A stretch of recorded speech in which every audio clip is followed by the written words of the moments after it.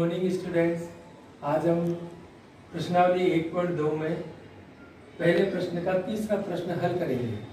प्रश्न दिया हुआ है, प्रत्येक वास्तविक संख्या एक अपरिमेय संख्या होती है। अब हमें ये बताना है कि ये कथन सत्य है या असत्य। इसका उत्तर है कथन असत्य है, क्योंकि परिमेय संख्या और अपरिमेय संख्या दोनों मिलकर वास्तविक संख्या बनाती है। अतः प्रत्येक अपरिमेय संख्या वास्तविक संख्या हो सकती है, परंतु प्रत्येक वास्तविक संख्या अपरिमेय हो यह आवश्यक नहीं है। इसी प्रकार प्रत्येक परिमेय संख्या वास्तविक संख्या हो सकती है, लेकिन प्रत्येक वास्तविक संख्या परिमेय संख्या हो यह आवश्यक नहीं है। इस प्रकार हम इसे सिद्ध कर सकते हैं। इसी का दूसरा प्रश्न है, क्या सभी पूर्णांकों के वर्गमूल अपरिमेय होते हैं? यदि नहीं तो एक ऐसी संख्या के वर्गमूल का उदाहरण दीजिए जो एक परिमेय संख्या है। हमारा इसका उत्तर होगा नहीं। वो कैसे? सभी धनात्मक पूर्णांकों के वर्गमूल अपरिमेय नहीं होते हैं। उदाहरणार्थ जैसे 4, 9, 16 आदि धनात्मक पूर्णांक है, लेकिन वर्गमूल अपरिमेय न होकर एक परिमेय संख्या है। देखिए, जैसे √4 का वर्गमूल निकालते हैं तो 2 एक परिमेय संख्या है। इसी प्रकार √9 का वर्गमूल निकालेंगे तो इसका मान आएगा 3 एक परिमेय संख्या है। इस प्रकार हम और आगे उदाहरण देकर इसको सॉल्व कर सकते हैं, सरल कर सकते हैं। अब एक उदाहरण है हमारे पास, संख्या रेखा पर √2 का स्थान निर्धारण कीजिए। अब संख्या रेखा पर इसको निर्धारण करने के लिए सबसे पहले एक हम संख्या रेखा बनाते हैं या बीच में 0 लिखते हैं। इसके लिए पैमाना 1 बराबर 2 सेंटीमीटर ले लेते हैं। फिर हम 0 से 1 सेंटीमीटर, 2 1 सेंटीमीटर, ऐसे इधर -1 -2 1 सेंटीमीटर के अंतर से ले लेते हैं। फिर हम 1 पर लंब डालते हैं। हम यहाँ पे चांदी की सहायता से एक 90 डिग्री का कोण बनाते हैं। 90 डिग्री का कोण बनाने के बाद में हम ये 0 से 1 हो गया, यहाँ पे A लिख देते हैं और यहाँ पे B लिख देते हैं।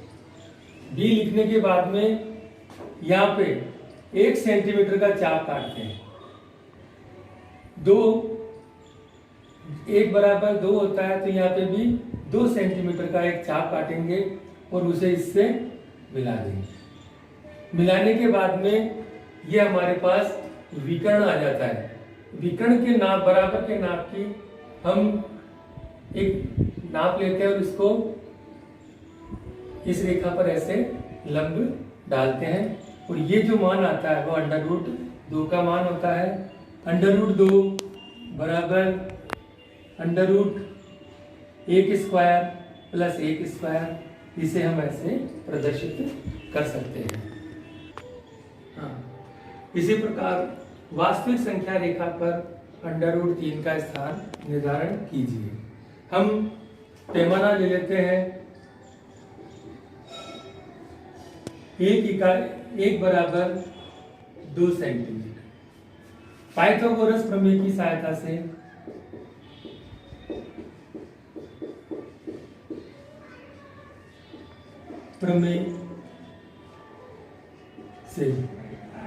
√3 बराबर